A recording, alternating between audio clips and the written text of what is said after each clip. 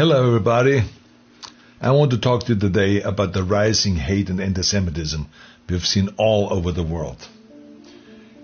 A few months ago, I toured Auschwitz, the Nazi concentration camp, where 1.1 million men, women and children lost their lives. Almost all of them were ruthlessly murdered simply because they were Jewish. When you walk through a place like Auschwitz, you feel a tremendous weight. There are reminders everywhere of the horrors that happened there.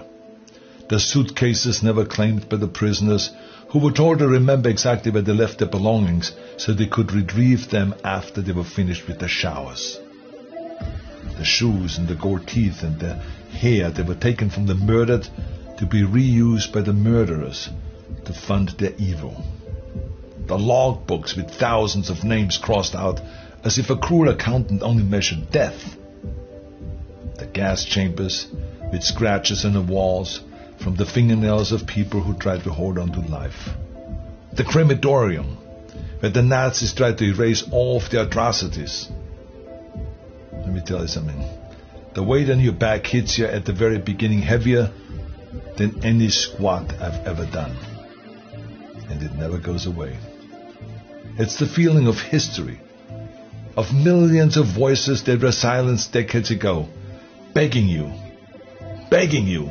not to just look at their shoes, but to spend a few hours in them, to imagine you were there.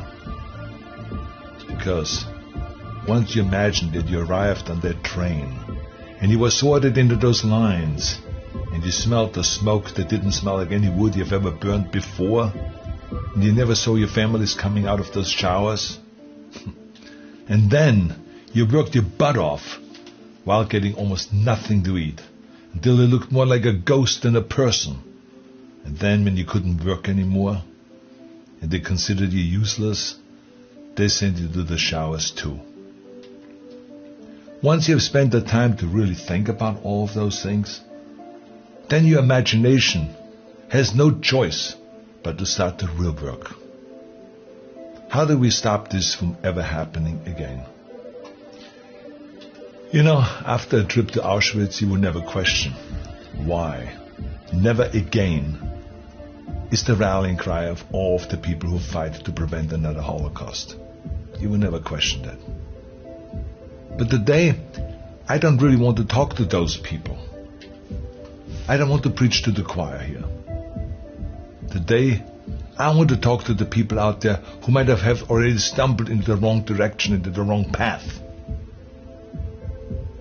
I want to talk to you if you've heard some conspiracies about Jewish people or people of any race or gender orientation and thought, that makes sense to me.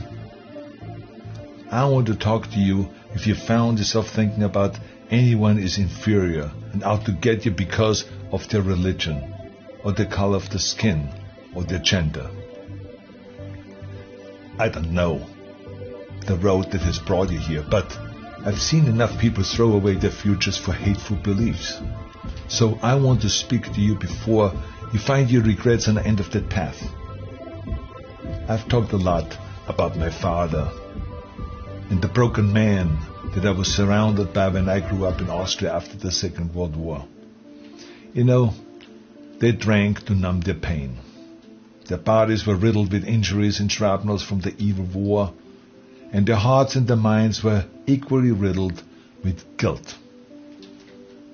But besides the guilt and the injuries, they felt like losers, not only because they lost the war, but also because they fell for a horrible loser ideology.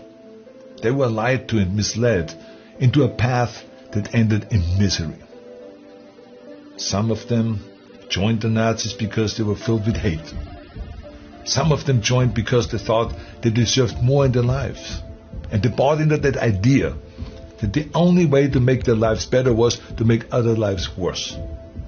And some of them joined because they were frustrated with the government, and some of them just joined because everyone else was doing it.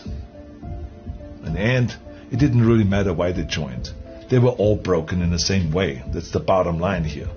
If you find yourself at the crossroads, wondering if that path of hate might make sense to you for one reason or the other, or even wrapping yourself with a flag of hate, I want you to know where that path ends. I want you to see it very clearly in front of you in your mind. Because throughout history, hate has always been the easy path, the path of least resistance. I get it. It's easier to find a scapegoat for a problem than to try to make things better ourselves, right? But let me be clear. You will not find success on the end of that road. You will not find fulfillment or happiness. Because hate burns fast in pride. It might make you feel empowered for a while, but eventually consumes whatever vessel it fuels. It breaks you. It's the path of the weak. And that's why there has never been a successful movement based on hate. Think about that. The Nazis, losers. The Confederacy, losers. The apartheid movement, losers. And the list goes on and on. I don't want you to be a loser. I don't want you to be weak.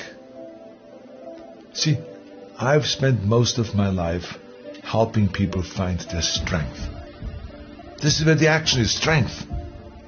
And despite all of the things that we may disagree about, and all my friends who might say, Arnold, don't talk to those people. It's not worth it. I don't care what they say. I care about you. I think you're worth it. I know that nobody is perfect. I can tell you this firsthand. And I can understand how people can fall into a trap of prejudice and hate. Whether you grow up surrounded by hate or get sucked into by some of big tech's algorithms that push you to the extreme, I can see how it can happen. I think all of us hold some prejudice. There's no two ways about that. And we have to fight it our whole lives. I know this is not the path of least resistance. It's easier to just throw around some bogus science claiming that you're superior to someone else than it is to actually work on becoming better yourself. It's easier to make excuses that the Jewish people conspired to hold you back than it is to admit that you just needed to work harder. It's easier to hate than it is to learn. It's easier when someone challenges you to get hurty feelings and to go and find some echo chamber that will tell you that you are right and they're wrong. But remember, easier isn't better. It isn't. When you spend your life looking for scapegoats, you take away your own responsibility. You remove your own power. You steal your own strength. Nobody who has chosen the easy path of hate has gotten to the end of that road and said, oh, what a life. No. They die as miserably as they lived. No matter how far you've gone, I want you to know that you still have the chance to choose a life of strength. But you have to give up your war against everyone that you hate. Let's give up that war. Whether you hate them because of their color of the skin, or their religion, or their gender, or their sexual orientation, it doesn't matter. Give it up. Give up that war. You know, the war that you have to really fight is the war against yourself. You have to fight a war against yourself. Now, it's not easy to look in the mirror and to change your own life. It's hard as hell. You have to take responsibility. You have to learn new things. You have to feel uncomfortable. Good, because discomfort is how we grow. That's how we become strong. If you run away from discomfort and resistance your whole life, you will always be weak. Just think about the gym, for instance. Now, that's where I learned most of my lessons, right? The muscles only grows from resistance. You have to struggle. You have to build strength. The more I force my hands against that steel bar, the bigger the biceps get and the stronger they get. When I was trying to squat 600 pounds and bench press 500 pounds and deadlift 700, it didn't feel like a walk in the park. It wasn't easy, no. I was uncomfortable. It was painful. Look at those photos. I was struggling. I was crying out loud in pain. You know something? Your mind and your character are no different than your body and your muscles. If you want to grow as a person, you really have to make friends with pain. Embrace the discomfort. Enjoy the struggle. You have two paths in front of you right now. One of them is going to be the harder one today. It's going to be downright painful. You will have to force your brain to think in new ways. You might lose some friends who want to hold on to their weak beliefs. But as you pull yourself away from that anger and that hate, eventually you will start to feel empowered. You will realize that you have the greatest power of all, the power to change your own life. You will be stronger than you've ever known. The other path is easy, much easier. You don't have to change anything. Everything in your life that you aren't happy about can be someone else's fault. You can keep fueling yourself on the sugar high of hate. But the end of that road isn't pretty. I've seen it with my own eyes. You will end up broken, searching for ways to numb your pain and your misery. See, I don't want you to go through all of that. It's unnecessary. Let me tell you something. When I walked through that camp at Auschwitz, and I put myself in the shoes of those people herded into those gas chambers, it was horrifying. One of the darkest moments of my life. But in that darkness, a woman who survived the horrors of Auschwitz helped me find the light. I spent some time with her. Had a wonderful conversation with her. And she told me that the Nazis could conquer cities and countries. They could take her freedom, her friends, her family, even her life. But they could never conquer her mind. Pfft. What strength that woman had. Wow. So, the bottom line is, I don't care how many hateful things you may have written online.